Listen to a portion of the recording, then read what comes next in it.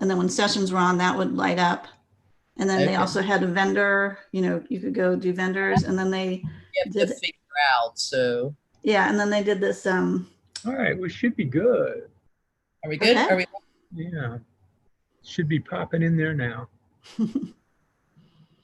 Okay, good. So if you could go ahead and mute yourself and your camera, although no, we can introduce you and then mute your camera. How about that? Okay. Hey everybody, I'm Karen Richardson, the Executive Director of the Virginia Society for Technology and Education, and I felt like I should participate. I've been in several sessions as hosts, as it were, but participate in a session and really wanted to do something that explored opportunities for hands-on learning. So call it what you will, STEM, pieces of computational thinking, computer science, whatever it is, but the actual making piece of it. How do we extend that when we're so used to being together in an actual maker space with materials and resources and sort of kids running everywhere grabbing things, I don't know, but you know, how do we recreate that piece? And in particular, we're interested in it because we really want to do our maker activity with Gary and Sylvia in the fall in some way, shape, or form. So we're really starting to think about this. I know other people are as well. So that's sort of part of the impetus behind this. Plus we just thought it'd be fun to have some fun. And at the conference, this would be kind of one of our hallway breakout sessions where you came and it was just small and people were hanging out doing things. So that's sort of the purpose of this as well. Before we move on, I do want to introduce Mike Scott, who is in the Zoom room as Visti Zoom. Hello, Mike.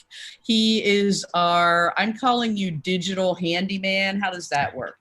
He kind of does a lot for Visti. He does registration. He's been helping us out a lot with the online conference. Former board member, semi-retired, I'm going to say, out in Franklin County, although you were in Botetourt. Anyway, so thank you very much, Mike.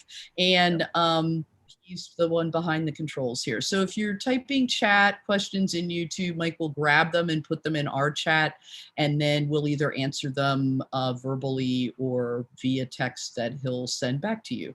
Kind of a, 21st century whisper down the lane kind of thing. So anyway, I am so excited to welcome my, I shouldn't even say co-host, our featured presenter today. How does that sound? When I thought about doing something like this, I thought, who would help me out? Who'd be willing to give it a try? And who's probably thinking about the same thing we are in terms of how do we do this stuff online? And Kim Wilkins was the first name that popped into my head. And she, of course, said yes.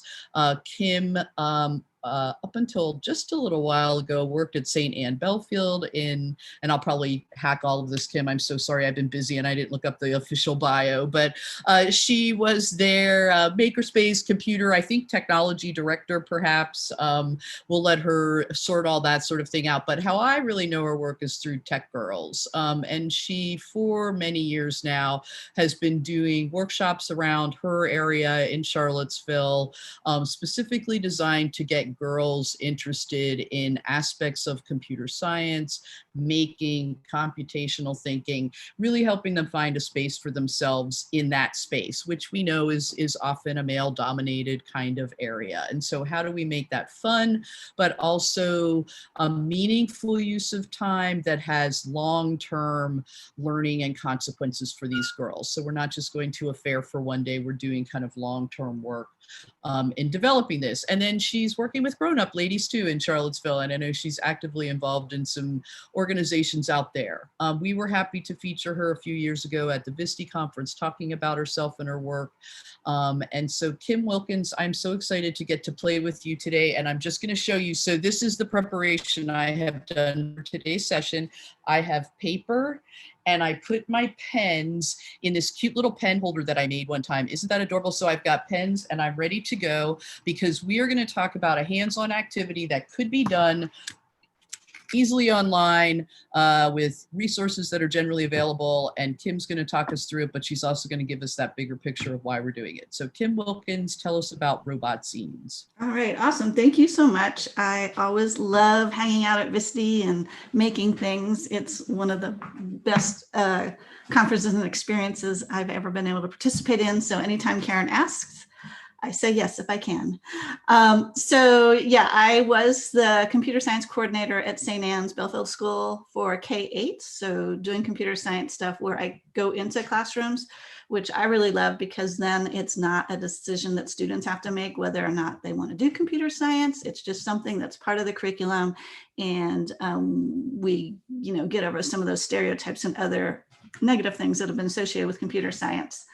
And I'm also the founder of Tech Girls, and that's been going for 8 years now, amazingly enough, and have a program. Our high school program actually starts in a couple of weeks with the UVA BME. And we've tried an online version of Girls Geek Day, which is the elementary program, and we might try some more of that. So yeah, this past semester, obviously, we went online, and this activity, the Robot Zine, I actually came up with it about a year ago. I was working with Amazon to do some outreach for girls and had this idea. I learned about zines from attending MozFest, and zines are really just little, pieces of arts and communication that have actually been used for a long time. I actually went into a bookstore at the end of last year, and there was actually little zines that you could pick up and buy if you wanted to. So it's just a way to express yourself in a very low cost manner. And so Mozilla and MozFest, they're all about that, openness and being able to share your ideas and stuff. So I got that idea from them. And then how, if I'm working with a really large group of girls, which this was like hundreds of girls at a time, like we couldn't get them all on robotics at the same time. So how to introduce robotics in a way that is engaging and meaningful. So that's kind of where it started. And since then, I'm going to start sharing my screen while I wrap up. Since then, I've done it at MozFest. So this past October, I can't believe it was just October that happened. Did a version of the Robot Zine. And then this past semester, when we had to go to distance learning, one of the projects that I do with 8th grade students is a robotics project. And it was right during this timing, and so we couldn't do it. And I also had a colleague, Sarah Fitzhenry, who I do a lot of collaborations with. She's a librarian, and she wanted to do something with robotics in K4. And so we decided to try an experiment with both K4 and 5.8. So I'm going to share a little bit of the K4, and then mostly this is what we did in 5.8, but you'll see that you can, do it in both places. And I'll make a quick contribution here. My knowledge of zines came from Austin Kleon, K-L-E-O-N, if you're familiar with him, and he's been going crazy with making zines during the quarantine. Your zine looks easier to fold up. He's got some complicated thing that you cut the middle and you're fanning and things. So, but yeah, he was my introduction to zines. Yeah, he's awesome. He was at a Scratch conference is where I got to hear him. Oh, really? Oh, cool. Oh, so, and all these resources are available and will be available. But so in K4, what we did is Sarah picked out a couple of robot inspired books, picture books, that she did a read aloud and recorded it. And again, these recordings are all available if you go to this link after we share this presentation. And then we asked the K4 students to design and sketch a robot, identifying 3 things. What does it do? What special powers does it have? And how is it going to interact with humans? And then they were asked to prototype their robot with household items. And so if we go here, this is a Padlet. I love using Padlets. And you can see some of the designs that were created. And because we did this project in concert with the 8th graders came back and commented on the K4 robots, which was really great. Like the experts were coming in. But you can see some designs here, some prototypes, and you can just get, super creative. Here are the read alouds. So all of that's available if you want to kind of explore this idea of doing it with K4. Oh, this is one of my favorites. I don't know if you can see that, but he did a huge, almost a life-size prototype of a robot. So it's just getting them thinking about what is robotics? What does it mean? And then one of the important parts of this project is thinking about AI and how it interacts with humans. Like, how are we setting up AI in a way that is ethical and that is going to interact with humans appropriately? And so that's a big part of this Robot Zine project, is identifying that. So that's what we did K4. In 8th grade, and again, I think this could be a 5-8 thing, we really want to talk about how sensors work, and the way that we connected this with the 8th grade science, that's where I did this project, is they had studied human senses. So how do human senses and robotic senses, how are they similar? How are they different? How do they augment our senses? Again, how should robots interact with humans? And that's part of the Zine project. And then we had them pitch their robot design. So they created, some people created like a news story about, you know, this cutting edge robot that they had just designed, or stop motion or scratch project or whatever. So I'm not going to play these videos, but these are resources here. One of the things that's very interesting about robotics and computer science is that they're such new fields that there's actually like not a solid answer about what these things are. So I think that is very interesting for students to hear, and to know that this is like a wide open field and it's still being discovered, because, you know, there's not a lot of those left in the world. So that's pretty cool. And then we talk about how robot sensors work in the real world. And we happen to have in Charlottesville a company, oh, I'm going to forget their name now. It'll come to me, but they actually do autonomous vehicles. So the video is from their autonomous vehicle testing. And then there's a link here to some resources about how cameras and radars and lasers and all the things that you would do with a robot would happen. And I'm going to stop this now for a sec. If I was doing this project normally, I would use this Hummingbird Robotics kit. And if you're not familiar with it, I am a big fan of it because it doesn't require any soldering. And you basically plug things in by just pressing these down. So you have sensors, they have a distance sensor, a light sensor, a temperature sensor, and a sound sensor. They have servos and motors, they have vibration motors, and then all sorts of LEDs. And the new ones, the brains are actually microbits. So you can plug and play microbits in there. So anyway, if we were live, this is what I'd have them do, but I still want them to understand how those sensors work. All right, go back here.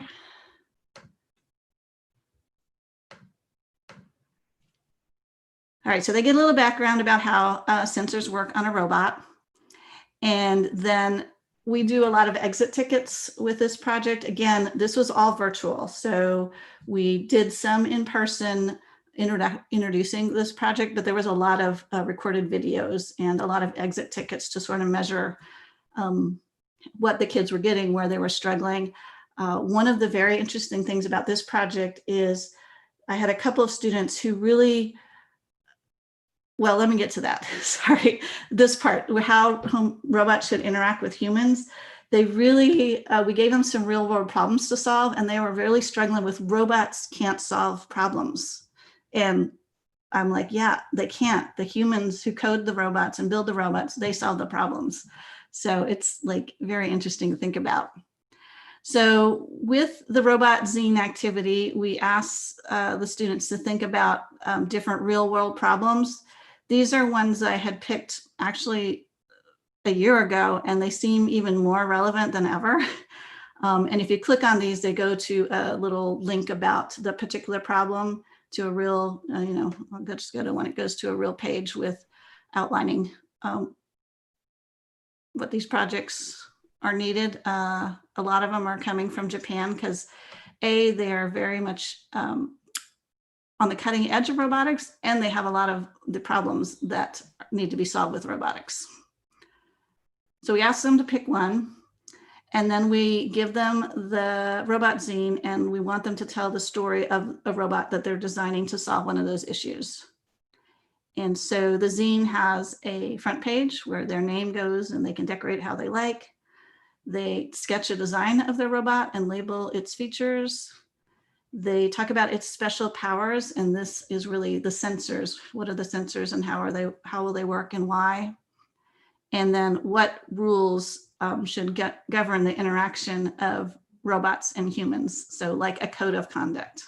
Hey, Kim, Yes. just real quick, I'm not sure we're seeing your slides in presentation. I've seen you say that, but now we're just seeing slide number 8, and I checked the feed too. Okay. Maybe use the button in the right-hand And then corner. set I am up. no Google guru, but or just click through them in the deck as you talk about them. That Yeah. that All works right. too. Let me get So, it out of here. yeah, either way, sorry. No, that's good to know.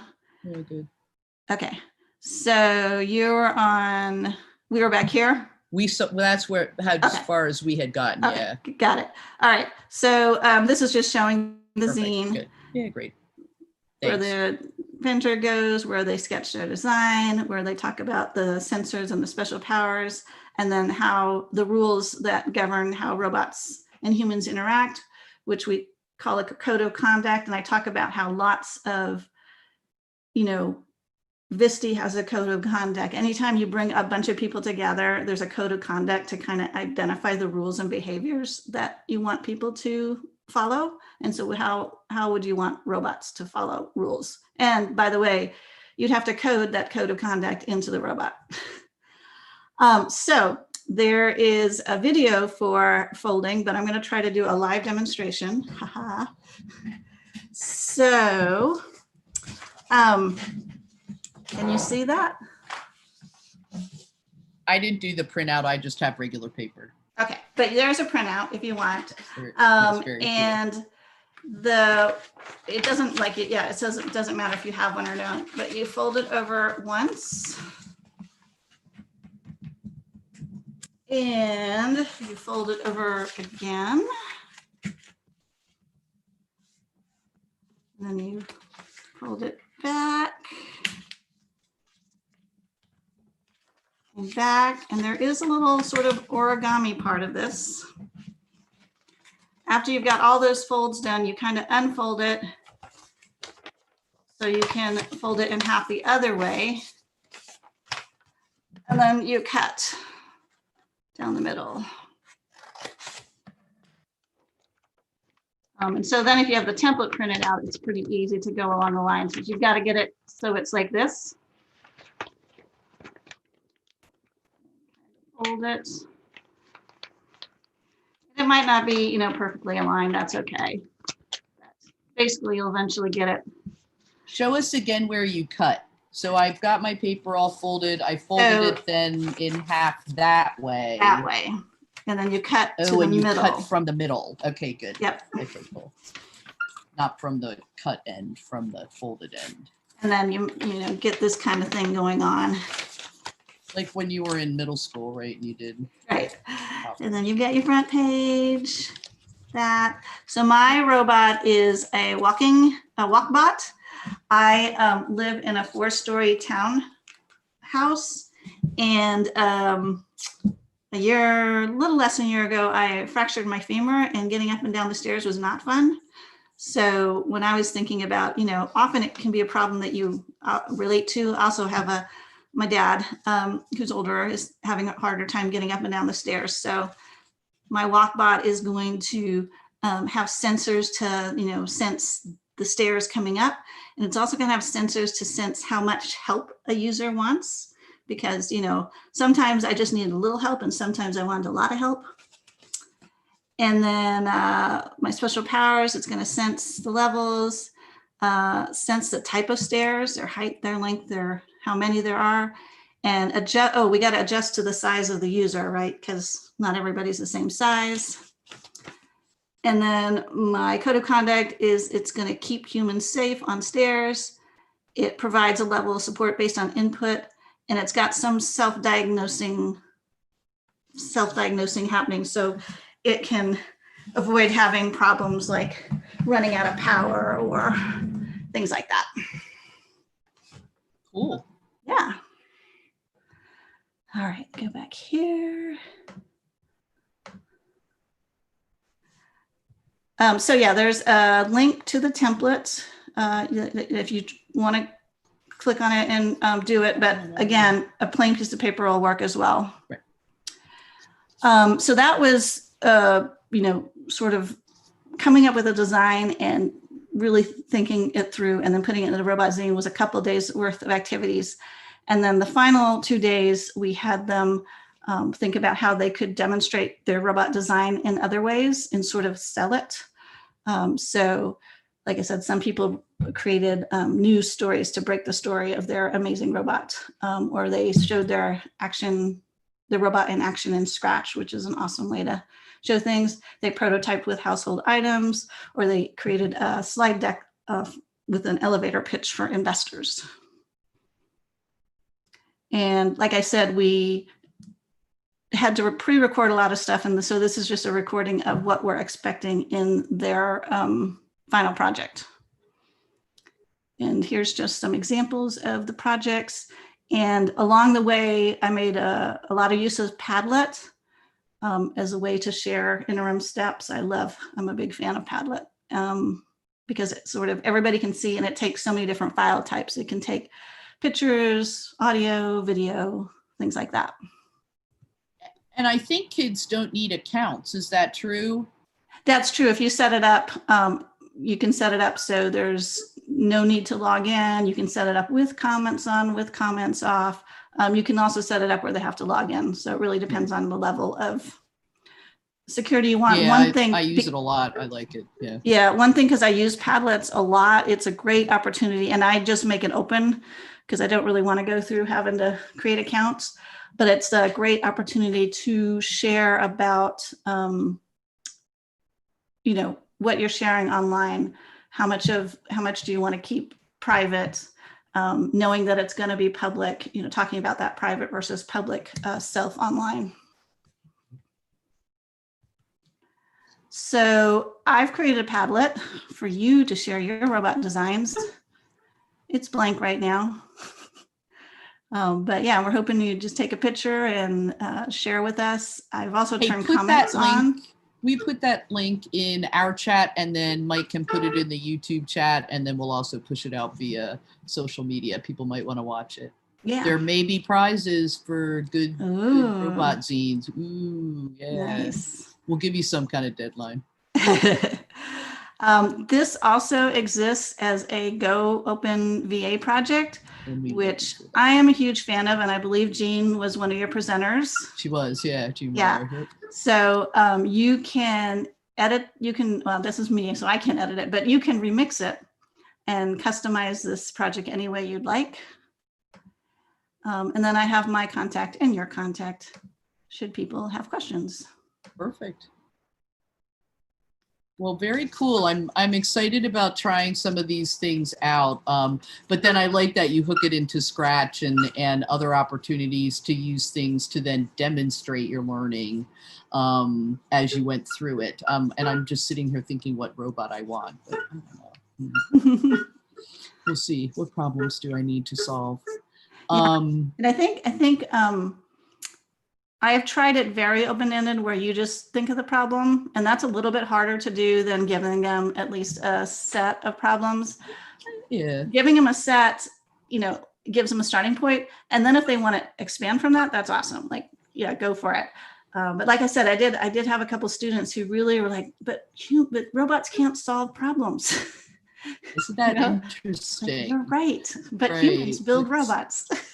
And I think there's a very narrow idea about what robotics is, right? Right. And robotics is like, it's so flexible in so many things. And that's why I really love this, because this is so flexible versus like a Lego Mindstorms. So much you could do with that, but it's also form factor is very stringent, where this like cardboard and hot glue, and like I've used these for years now, and students hot glue and do all sorts of things, and they stand up to it. So that's nice. I have 16 of them in the Visti Dairy barn that we purchased for the workshops we were going to do. So we're going to try to figure out how we can use them, and you know, if we need to mail them to people. We had the Code RVA students today, and one of their teachers did mail out a packet of things, and the girl said, oh, it was so exciting to get like a little kit in the mail. So, you know, it is what we were exploring, but I like this idea. Everybody's got a piece of paper, I think, and at least a pencil. Plus you're right. It's just such a, like, now it's like this palette. That's why Austin Kleon is so interesting with them, just the things he's doing, but it's not overwhelming for kids. It's 4 pages or 3 pages. It's, you know, but you can decorate it, and it does have so many opportunities for what you can do with it. I love it. So yeah, we interviewed a few of the students afterwards through the podcast that Sarah and I are doing, and they just love the creative aspect of it, that they, you know, they had a lot of creativity within sort of these boundaries. So we got a thumbs up from students, and that's always good. Well, and that's the other point I wanted to sort of highlight was too, we have a mutual friend that I won't name here, but she talks about sort of this notion of a spectrum of maker work, that if you give kids too much prescription, then it's like a craft, right? If I give you the paper and all the exact tools you need and the exact directions so that, you know, you're pretty reasonably successful in a short amount of time, it brings its own skills with it. You learn to follow directions and those kinds of things, but that's craft class. That's not the kind of making creativity piece we want. But then what I hear from you is there's another end to that spectrum, and she's sort of commented about this too. You also can't just sort of throw kids in a room and say, okay, be creative now. Because if you want to kill creativity, just go, okay, it's creativity time, just go do something creative, and you're like, I'm not creative at all, you're paralyzed kind of thing. So again, something simple can just be a starter for what they might want to do, kind of like writing prompts, but thinking prompts and creating prompts. So I think we do still have a role to play. It's not just about building a makerspace or doing a virtual makerspace. It's get out there and you know, give some supports and scaffolding. So yeah. And I've been thinking a lot about maker spaces and how, you know, how do we get this materials distributed so kids can try stuff, but then can also send it back. And I know that Hummingbird does this with their Finch robots. They have the lending library. Cool. And they're, you know, pretty indestructible. So that's a really good tool to do with that with. But yeah, I feel like, you know, maybe school lists need to start incorporating maker supplies or something so that there's just a, you know, a standard set of something that you have to work from. Right, and some of them can be low cost, but you mentioned the microbit. Maybe you can't afford the Hummingbird robot, but you know, the microbit is at least a starter for that tactile too. I know it's easy to say, well, you can go and code online, and while that's okay, it doesn't give you that wide range of what robotics is and what making is and where code fits into the physical world as well. And so I think that's why this becomes important too. You can move coding online, and I know there's at least one website where you're coding robots online too, but just doesn't have that same sense. No. In fact, when I was looking at doing this project, I kept looking for a site that had a good sort of, you felt like you were coding a robot, and I couldn't find one at least. So I see somebody says, love me some Ozobots, cheap and powerful. Yeah. That's Mike. Yeah. Agree. Right. Yeah. Agree. Exactly. Yeah. And microbits are super durable, and they're a great entry point because you can add servos and motors and sensors. Right. The kits that come with them. Yeah. Right.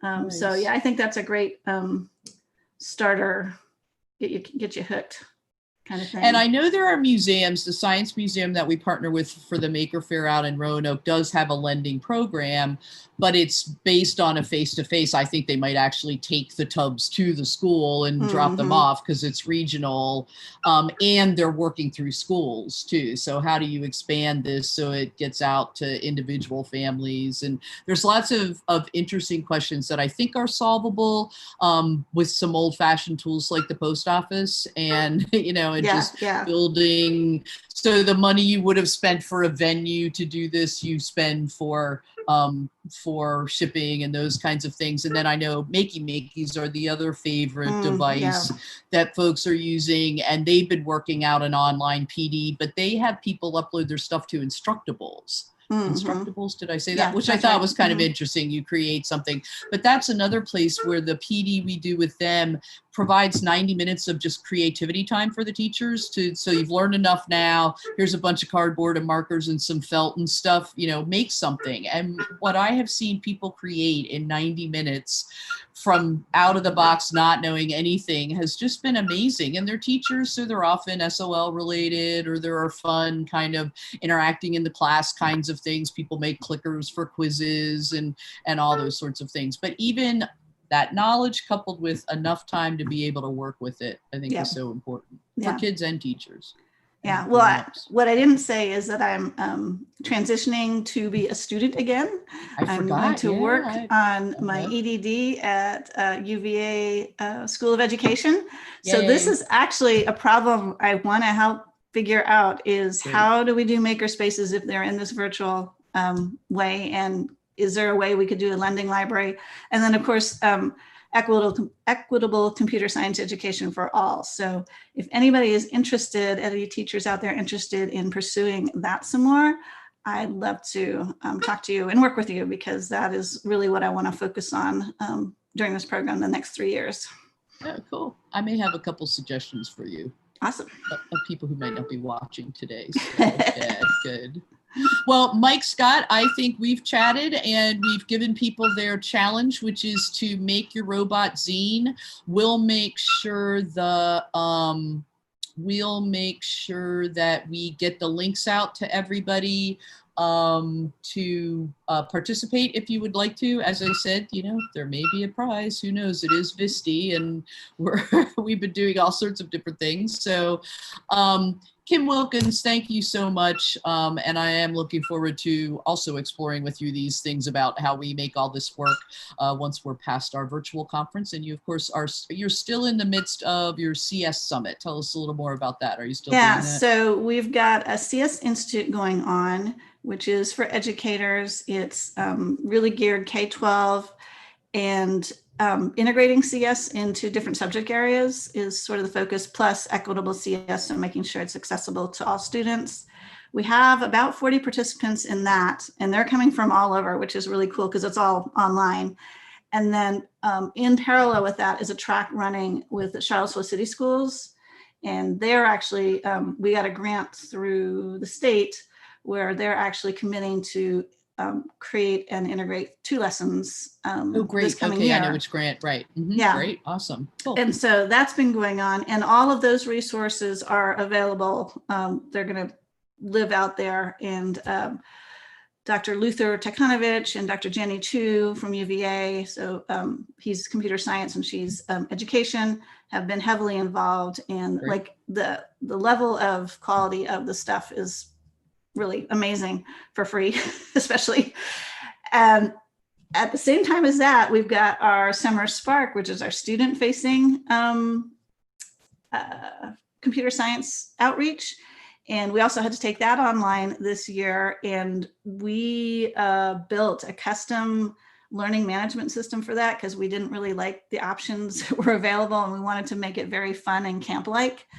And so we're in Art of Code right now, and it is amazing, the stuff that the kids are creating. So I forgot, you're a programmer too in your background, right? Yeah, although I'm not responsible for the LMS. Okay. That's actually Zach Minster, my colleague, and then students. And students, there's high school students. We've got about 20 of them that are involved, and they're volunteering their time creating lessons, being cabin leaders with the campers. Fun. Yeah, it's a excellent experience to be part of.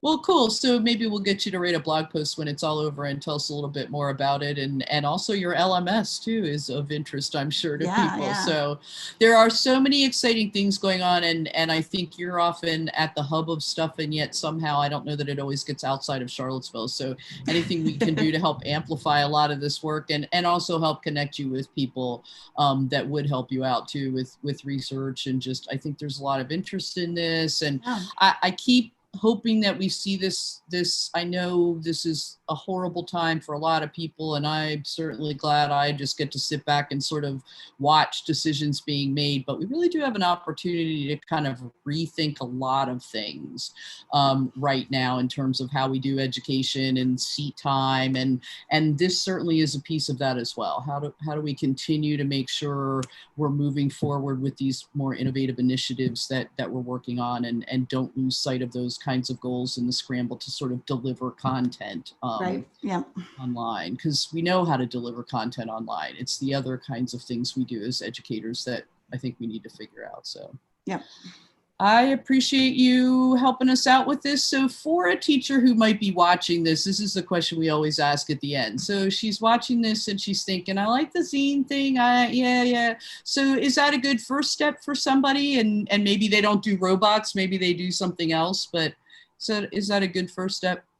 Yeah, I think so. I think it's Never done stuff like this before. Yeah, because, I always say, whether you're embarking on computer science or robotics or whatever it is for the first time, and you're feeling a little uncomfortable because like that's not your background and you don't know a lot about it, then, make the students part of the process. Like they are so interested in this stuff already that, and I sort of on purpose don't get like very good at Scratch or any of these other programs because I don't want to be the expert, frankly. Because I want the students to, because like they just they really crave doing meaningful things with technology. And so I think that we just need to give them opportunities and let them help us out when we're like, I don't know how to do this. Well, yeah, they can probably, even if they don't, they can probably figure it out and help you.